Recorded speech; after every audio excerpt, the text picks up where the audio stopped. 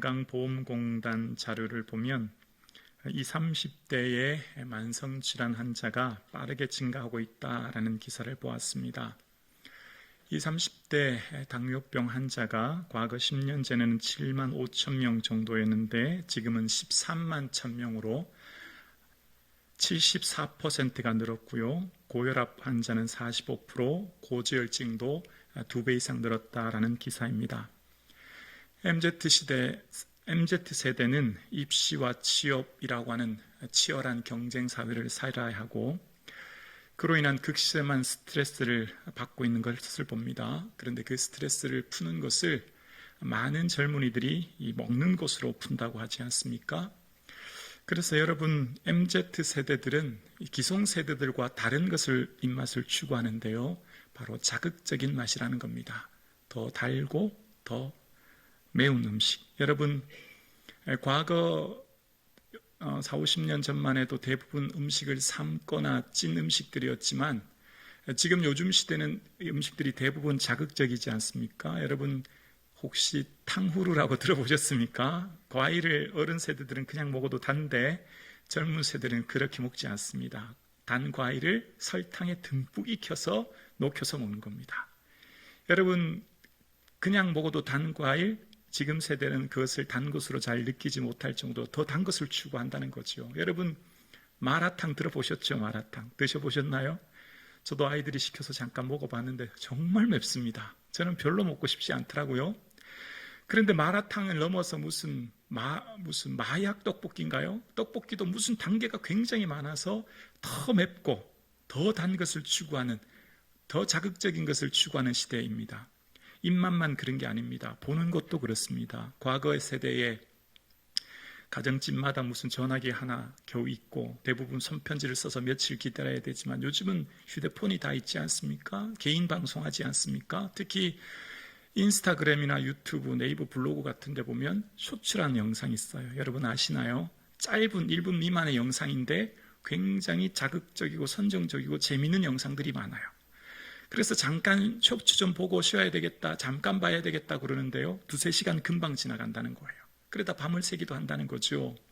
보는 것도 굉장히 자극적인 걸 추구하는 시대가 됐습니다. 그러니까 요즘 시대의 젊은이들, 아니 어쩌면 오늘 이 시대가 굉장히 더 자극적이고 더 강렬하고 더 재미있는 것을 추구하는 감각적인 시대라는 겁니다. 과거 이성을 추구하던 시대를 넘어 이 시대는 감각을 추구하는 오늘 이 시대를 우리가 살고 있습니다. 여러분 그런데요, 기독교의 핵심 교리는 추상명사입니다. 추상명사라는 건 구체적인 형태가 없이 미루어 생각하는 개념입니다. 만져지거나 잡을 수 있는 게 아니에요. 그러니까 예를 들면 사랑, 믿음, 소망 다 추상명사죠. 기독교의 핵심적인 교리와 가치가 바로 이런 명사입니다. 그러니까 요즘 자극적이고 감각을 추구하는 시대에 기독교는 굉장히 매력 없는 종교입니다. 오늘 이 시대의 기독교는요, 별로 인기 없는 종교가 기독교입니다. 여러분, 하나님은 어떤 분이시죠? 하나님은 영이십니다. 우리 눈으로 볼 수 없는 분입니다. 하나님은 어떤 분이죠? 사랑이십니다. 그래서 우리의 삶에 보고 듣고 만져질 수 없는 그 하나님, 그러나 그 하나님이 지금 이곳에 우리와 함께하고 계시고 우리의 예배를 받아주시는 줄로 믿습니다. 보이는 것이 전부가 아닙니다.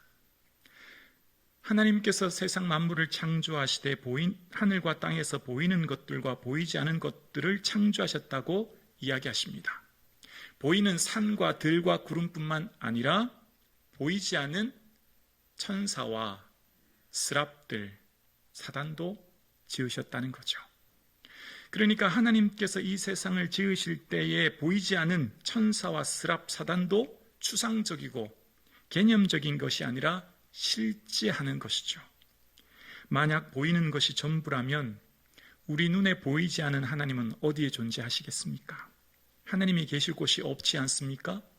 우리가 살아가는 것은 보이는 것이 전부가 아니라 보이는 세계가 분명히 존재하는 것이죠. 보이는 것과 보이지 않는 것의 차이는 무엇입니까? 오늘 본문에도 말합니다. 보이는 것은 유한적이라고요. 잠깐이라고요.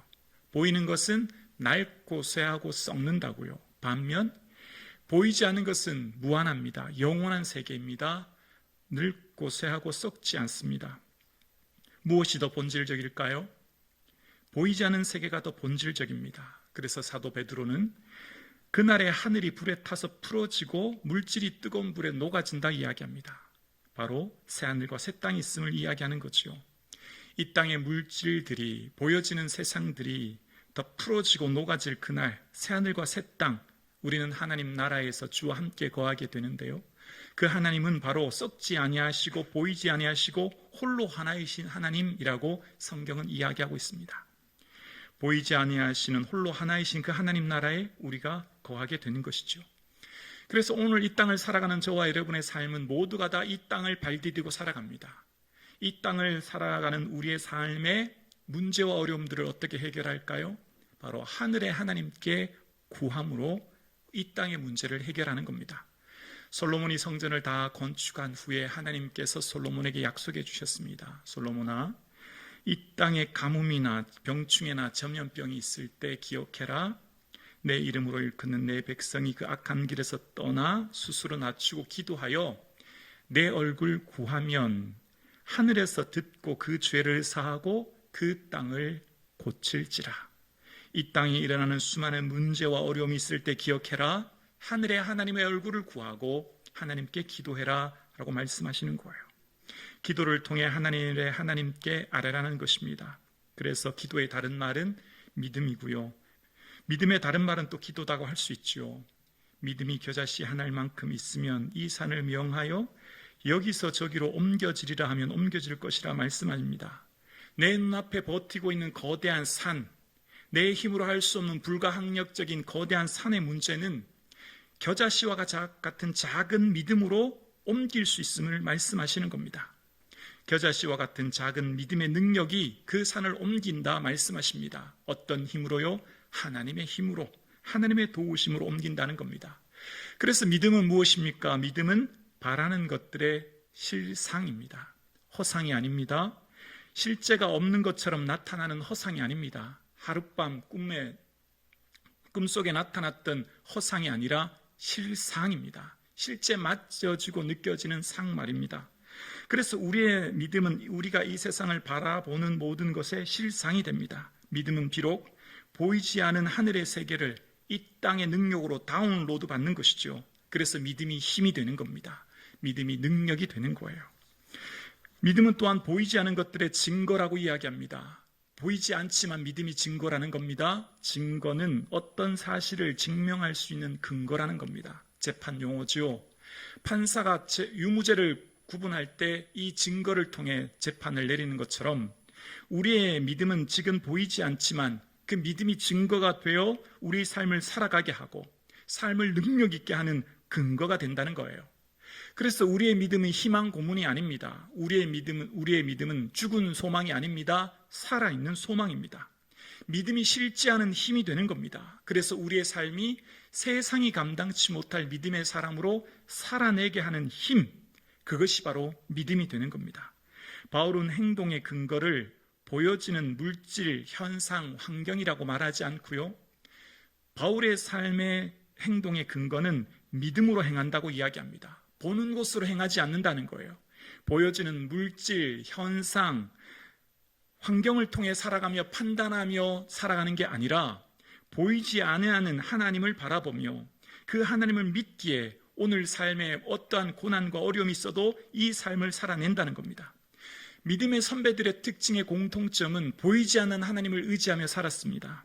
믿음으로 노아는 아직 보이지 않은 일에 경고하심을 받아 경야함으로 방주를 준비하여 그 집을 구원하였으니 이로 말미암아 세상을 정죄하고 믿음을 따르는 의의 상속자가 되었다 말합니다. 보이지 않은 일, 앞으로 일어날 홍수에 대해서 지금 날씨가 맑고 하늘에 구름 한 점 없지만 하나님 말씀하셨으니 반드시 그 일이 있으리라는 걸 믿고 온 가족이 오랜 시간 방주를 준비한 것이죠. 보이지 않은 하나님께서 앞으로 일어날 일들에 말씀하셨으니 보이지 않은 일에 경고하심을 받아 순종하며 살아가는 힘, 그것이 노아의 힘이었습니다. 모세도 그랬습니다. 믿음으로 애굽을 떠나 왕의 노함을 무서워하지 아니하고 곧 보이지 아니하는 자를 보는 것 같이 하여 참았으며라고 이야기합니다. 보이지 아니하시는 자, 곧 하나님을 내 눈앞에 계신 하나님으로 알았기에 이집트의 절대 권력자인 파라오 앞에 무릎 꿇지 않습니다. 파라오의 말 한마디에 생사를 오갈 수 있는 그 능력 있는 권능의 말보다 더 크신 하나님을 바라보았습니다. 지금 비록 내 눈에 보이지 않지만 보이지 아니하는 자 하나님을 보는 것 같이 바라보았기에 바로는 이집트의 절대 권력자 앞에 나아갈 수 있는 힘이 있었다는 겁니다. 우리를 살게 하는 힘은 그래서 믿음이 되는 것입니다. 지금 당장 내 눈앞에 있는 현상, 환경, 물질이 아니라 지금 보이지 않은 전능하신 하나님을 믿기에 오늘 우리는 살아가는 거예요. 그래서 사도 바울이 고백합니다. 우리가 주목하는 것은 보이는 것이 아니라고요. 바로 보이지 않는 하나님을 의지한다는 겁니다. 주목이라고 하는 것, 주목하다, 응시하다는 원어의 뜻은 표대, 목표라는 의미가 있습니다. 사도 바울이 빌립보에서 표대를 향하여라는 그 표대가 이 단어입니다. 그러니까 사도 바울의 인생의 삶은 우리의 표대는 보이는 게 아니다. 보이지 않은 저 영원한 하나님 나라, 보이지 않은 하나님을 내 삶의 목적으로 삼고 살아간다. 이 땅의 것들 잠깐 후면 썩고 쇠하고 사라질 이 땅의 것들에 소망 두지 않는다. 나의 삶은 보이지 않은 저 영원한 하나님 나라를 목표로 삼고 하나님 나라를 의지하고 저 영원한 것 향해 나아간다라고 고백한 거예요. 그래서 사도 바울은 우리가 낙심하지 않는다라고 고백합니다. 무슨 말일까요? 낙심할 일들이 많다는 겁니다. 왜요? 겉사람은 늙어지거든요. 세월이 지나면 모든 분들이 육체의 질고로 인하여 탄식하게 되죠. 장막집이 늙고 쇠하기 때문입니다. 사도 바울의 삶의 안으로는 육체의 가시라고 하는 것을 통해 그것이 안질인지 간질인지 모르지만 그를 고통스럽게 했고, 외부로는 환난으로 인한 어려움이 그를 힘들게 했습니다. 그럼에도 불구하고 사도 바울이 낙심하지 않는다라고 이야기합니다. 사도 바울의 삶에 사실 낙심할 일들이 참 많았거든요. 그래서 그는 두려워하고 심히 떨었다라고 고린도전서 2장에 이야기하고요, 힘에 겹도록 심한 고난으로 살 소망까지 잃어버렸다는 고백을 합니다. 그래서 오늘 본문의 표현처럼 탄식했다는 겁니다. 끙끙 앓았다는 거예요. 씨름했다는 거예요. 이 땅을 살아가는 모든 삶의 인생, 어쩌면 오늘 2부 예배 드리는 사랑하는 모든 성도님들도 탄식하며 있지 않습니까? 신음하며 이 자리에 예배 드리고 있지 않습니까? 이 땅을 발디디고 살아가는 모든 인생은 다 탄식합니다. 신음합니다. 육체가 낡고 병들고 쇠하는 것을 매 순간 경험하고 어느 누구도 예외가 없기 때문입니다. 장막집의 인생살이가 이곳저곳 우리를 힘들고 지치게 합니다. 우리를 지치게 하는 것은 이 육체뿐입니까? 이 사회를 보아도 그렇습니다. 주위를 둘러보면 우리를 힘들고 지치게 하는 소식들 투성입니다. 정치와 경제에 양극화는 화해와 일치를 만들기보다 혐오와 차별을 만들어서 적과 동지로 사람을 나누는 이분법적인 사고를 하게 하고, 이것으로 인하여 우리는 신음하고 지치게 합니다. 이 사회 어디에를 보아도 용서와 화해, 평안과 안식이 아니라 분열과 다툼, 혐오와 차별로 인하여 우리를 지치게 하는 사회를 오늘 우리는 살고 있습니다. 뿐만 아니라 우리가 살아가는 이 사회는 자본주의라고 하는 사회를 삽니다. 늘 마시는 공기와 같이 돈의 절대적인 힘 앞에 짓눌리며 살아갑니다. 눈을 뜨는 순간 높은 금리와 물가는 우리를 숨막히게 하고 어느 누구도 피해갈 수 없는 경제적인 현실은 우리를 무릎 꿇게 합니다. 어디를 둘러보아도 안과 밖으로 들려오는 수많은 일들은 기쁨보다는 슬픔, 감사보다는 원망, 평안보다는 탄식이 점점 커가 우리의 마음을 불안하고 초조하게 만듭니다. 그리고 우리의 믿음이 점점 연약해지게 만듭니다. 이것이 오늘 우리가 이 땅에 발디디고 살아가는 현실입니다. 말씀을 준비하면서 전쟁같이 치열한 삶을 살아가는 성도님들에게 과연 제가 무슨 도움이 되고 있나 생각하면서 참 마음이 무거웠습니다. 비어가는 통장 잔고, 늘어나는 몸의 통증, 가족의 아픔을 지켜봐야 되는 성도님들의 삶을 보면서 참 무력한 제 자신을 느끼게 됐습니다. 제게 무슨 신유의 은사가 있어서 아픈 분들을 향해 기도드리면 즉시 병이 낫는다고 하면 얼마나 기쁠까요? 제가 기업을 향해 기도하면 축복 기도를 통해 그 기업이 30배, 60배 번성하면 얼마나 좋을까요? 마음의 상처로 인하여 아파하는 분들을 향해 중보 기도하면 새살이 돋고 새 소망 가운데 살면 얼마나 좋을까요? 그런데 성도님들의 삶의 자리가 지치고 힘든데 제가 구체적인 도움과 필요를 채워드리지 못하는 것 같아서 참 마음이 힘들고 어려웠습니다. 제 자신의 무력감 가운데 있었습니다. 감사해요, 권사님. 목회를 하면 할수록 느끼는 것이 있습니다.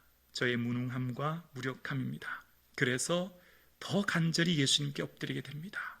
더 간절히 주님의 은혜를 찾게 됩니다. 하루를 버티는 힘이 더 간절히 주의 은혜 없이는 살 수 없다는 것을 절실하게 처절하게 깨닫게 됩니다. 주님 도와주시 않으면 저의 인생뿐만 아니라 성도님들의 삶 한 분 한 분이 지쳐 쓰러져 가기에 지탱할 수 없음을 발견하기 때문입니다. 그래서 사도 바울도 이야기합니다. 안으로는 육체의 가시, 밖으로는 환난 때문에 그의 삶의 기준은 보는 것이 아니라 믿음으로 행한다고요. 지금 당장 내 눈에 보여지는 것들이 고난과 아픔과 어려움이 있지만 비록 기적이 안 보이고 비록 응답이 안 보이고 비록 환상이 보이지 않아도 그럼에도 불구하고 믿음으로 살아갈 수 있는 저와 여러분 될 수 있기를 주의 이름으로 축원합니다. 한국 전쟁이 있을 당시에 추위와 배고픔으로 많은 전쟁 고아들이 죽음을 맞이했다고 하지요. 그래서 미군은 추위로 굶주려 죽어가는 아이들을 미군 부대로 데려와서 이제 미국으로 입양 보내려고 씻기고 먹이고 재웁니다. 그리고 이제 며칠 지나면 너희들은 새로운 가족을 만나서 행복하게 살 것이라고 이야기해 줍니다. 그래서 꼬질꼬질한 아이들 불러서 깨끗하게 씻기고 또 배고픔에 있는 아이들 맛있는 것으로 마음껏 먹였답니다. 그래서 이제 소등을 하고 다 자라고 이야기하는데 시간이 흘러도 아이들이 자지 않는 겁니다. 눈을 말뚱말뚱 뜨고 그냥 있는 겁니다. 그래서 통역관을 통해 물어봤다고 하죠. 얘들아, 너희들 왜 잠을 안 자니? 라고 물었더니 아이들이 그렇게 질문하더래요. 우리 내일은 뭘 먹죠? 우리 내일은 어디서 자요? 그렇게 묻더라는 겁니다. 이 아이들은 늘 다음 끼니, 늘 다음에 어디서 자나 그 걱정하기 때문에 지금 미군들이 아무리 좋은 것 먹이고 입히고 좋은 부모 만나고 입영시켜줘도 믿겨지지가 않는 거예요. 그래서 아이들에게 가슴 안에 품을 만큼 잔뜩 빵을 다 줬다고 합니다. 잔뜩 빵을 주었더니 아이들이 그 빵을 꼭 움켜쥐고는 굴굴 잠들기 시작했다는 겁니다. 예수님께서는 제자들에게 끊임없이 이야기합니다. 생각하라고요. 까마귀를 백합화를 생각하라고요. 믿음으로 행하는 게 구체적으로 뭘까요? 믿음으로 살아가는 구체적인 삶의 능력은 뭘까요? 보이지 않는 세계를 어떻게 바라보며 나아갈까요? 바로 속사람인 마음의 생각을 지키며 나아가는 겁니다. 저는 이렇게 의역해 봅니다. 겉사람은 육체라고요. 몸이요. 속사람은요. 우리의 마음의 생각이요. 우리의 육체는 점점 낡아지지만 우리의 마음의 생각으로 늘 주님을 바라보는 겁니다. 겉사람이라고 하는 것 성경에 딱 한 번 여기 등장하는데요. 속사람은 3번 등장합니다. 오늘 본 외에도 에베소 교회를 향해 기도할 때 무릎을 꿇고 기도하오니 성령으로 말미암아 너희 속사람을 능력으로 강건하게 하시오며 라고 에베소 교회를 향해 기도해요. 에베소 교회를 향해 사도 바울이 기도하는 것은 성령의 그 능력으로 그 속사람, 즉 마음이 강건해지기를 기도하는 겁니다. 왜요? 마음은 원이도 돼 육신이 약하거든요. 마음으로는 예배하고 기도해야 되는 것 다 알아요. 마음으로는 성경 읽어야 되는 것 다 알아요. 그러나 우리 육신은 우리를 지치게 하고 끌어당겨서 마음의 원대로 하지 못하는 게 우리의 속사람이거든요. 그래서 사도 바울이 말했던 속사람의 다른 표현은요, 우리 속사람은 하나님의 법을 즐거워한대요. 하나님께 예배하고 기도하는 것 즐거워하는데 한 다른 법이 내 지체 속에서 죄의 법으로 나를 사로잡아 온다는 겁니다. 내 겉사람의 육체의 법이 나를 끌어당겨 속사람과 겉사람이 충돌하는 게 우리의 삶의 마음이라는 거예요. 속사람으로는 하나님의 법을 즐거워하고 하나님을 예배하고 하나님 기도해야 되는 것 알아 살고자 하지만 이 속사람이 약하여 겉사람과의 충돌을 일으키는 게 우리의 내면의 우리의 마음이라는 거죠. 그래서 사도 바울의 삶에 이야기합니다. 주목하는 것, 바라보는 것은 바로 내 내면에 일어나는 일들을 지키는 것이라고요. 여러분, 우리의 생각에서 감정에서 행동이 일어나지 않습니까? 생각과 감동과 행동은 하나 아닙니까? 동시에 일어나는 거죠. 지난 한 주간도 어떤 생각하며 사셨습니까? 어떤 생각 많이 반복하며 사셨습니까? 어떤 생각하면 기분이 행복하지만 어떤 생각하면 너무 마음이 지치고 힘든 것 경험해 보지 않으셨습니까? 하루에 일어나는 일들이 아무것도 없는데, 하루에 일든 루틴하게 늘 생활하는데 내 생각이 나를 괴롭히고 나를 무너뜨리고 나를 아프게 하는 것 경험해 보지 않으셨습니까? 우리의 삶을 지치게 하는 건 어쩌면 외부에서 일어나는 고난이기도 하지만 그것보다 더 크게 우리를 아프게 하는 건 내 내면에서 일어나는 생각이 우리를 고통스럽게 하고 아프게 하는 것을 봅니다. 믿음으로 행동하며 살아가는 것, 구체적으로 뭘까요? 마음의 생각을 살피며 주의하는 겁니다. 여러분, 심령의 근심은 뼈를 마르게 한다고 이야기합니다. 그 생각이 내 몸을 상하여 고통스럽게 한다는 거예요. 몸과 생각은 하나라는 거죠. 우리를 지치게 하는 것. 그래서 늘 내 내면에 일어나는 생각을 유의하여 살펴야 합니다. 작은 미동을 감지해야 합니다. 왜 내가 이런 생각하고 있지? 왜 내가 이렇게 연약해 있지? 라고 살펴야 되는 거예요. 근데 우리 스스로는 이 살피지 내 마음에서 벗어나기가 참 어려워요. 그래서 말씀을 붙들어야 됩니다. 하나님의 말씀은 어떻다고요? 죽은 말씀이 아닙니다.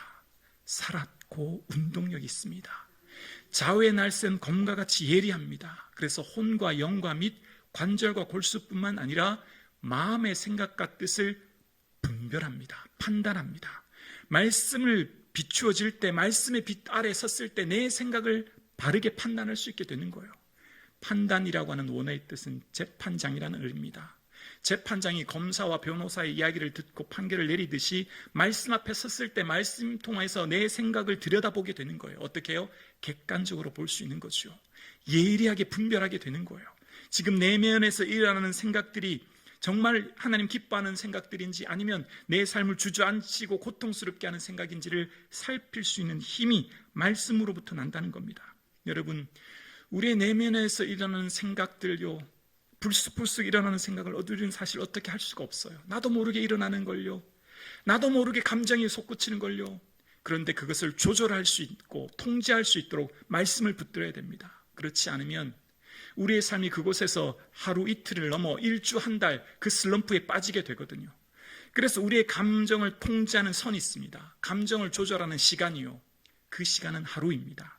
분을 내어도 죄를 짓지 말고 해가 지도록 분을 품지 말라고 하셨던 것처럼 감정의 종로로 떼고 눌려있는 것 하루면 족하다는 거예요. 더 이상은 안 된다는 겁니다. 왜냐하면 마귀에게 틈을 주지 말라는 겁니다.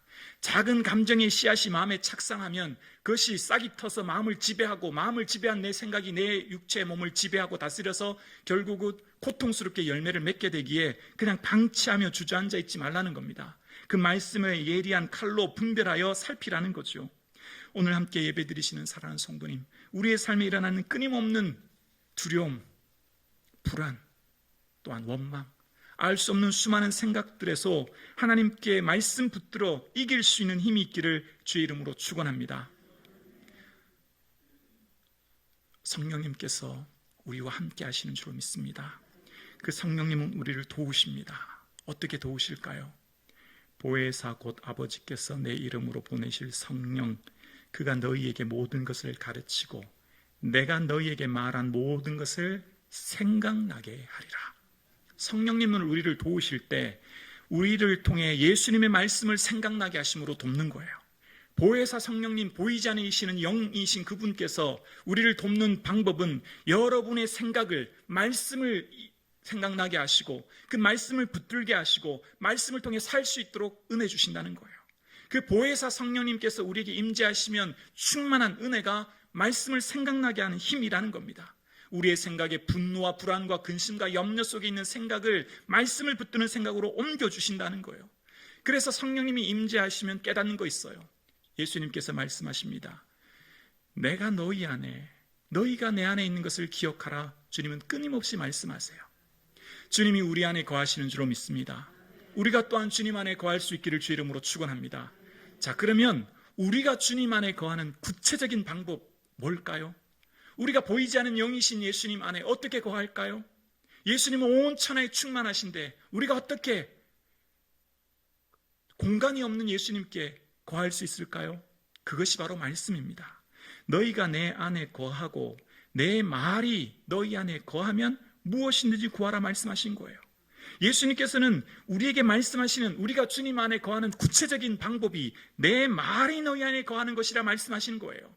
우리가 예수님 안에 거하는 구체적인 방법은 그 영이신 예수님 안에 거하는 것, 말씀 안에 거하는 거예요. 말씀 붙들며 사는 겁니다. 그래서 성경은 우리에게 말합니다. 진정한 복 있는 사람은 어떤 사람이라고요? 여호와의 율법을 즐거워하고 그 율법을 주야로 묵상하는 자가 복 있는 사람이라 말하는 겁니다. 우리 마음을 지키는 것이 인생의 행복과 불행을 결정하는 아주 중요한 처소가 마음이기 때문입니다. 영적인 전쟁의 장소가 마음이기 때문입니다. 마음에서 모든 것이 일어나기 때문입니다. 그 마음의 작은 생각의 미동을 감지할 수 있도록, 그래서 우리가 늘 말씀이 내 안에 거하게 하셔야 합니다. 우리가 말씀 안에 거할 때 주님이 우리 안에 거하심을 깨달아 알게 되는 것이죠. 예수님은 여러분 모두에게 계시는 거예요. 예수님이 여러분 마음속에 여러분 삶과 함께 거하는 거예요. 근데 우리는 잘 알지 못하죠. 우리가 깨닫지 못해요. 여러분, 우리가 예수님 안에 거하는 것, 말씀 붙들 때 구체적으로 힘과 능력을 주시는 걸 경험할 수 있기를 주의 이름으로 축원합니다. 여러분, 하루를 살아가는 우리의 삶을 지치고 힘들게 하는 수많은 일들을 만납니다. 당장 내 육체, 들려오는 소식들, 또한 내 삶의 자리를 보면 어느 것 하나 소망과 희망이 보이지 않습니다. 늘 우리를 지치게 하는 수많은 일들이 우리를 고통스럽고 탄식하게 합니다. 어느 누구도 이 신음 속에서 자유할 수 없습니다. 그런데 우리의 삶의 방식, 우리의 삶의 근거는 보이는 이 땅, 현실, 물질이 아니라 보이지 않는 하나님, 영이신 주를 바라보며 영원하신 하나님 나라를 소망하며 말씀 붙들고 내 생각, 내 마음 지킴으로 살아갈 수 있는 한 주간 되기를 주의 이름으로 축원합니다. 주의 말씀대로 나를 붙들어 살게 하시고 내 소망이 부끄럽지 않게 하옵소서.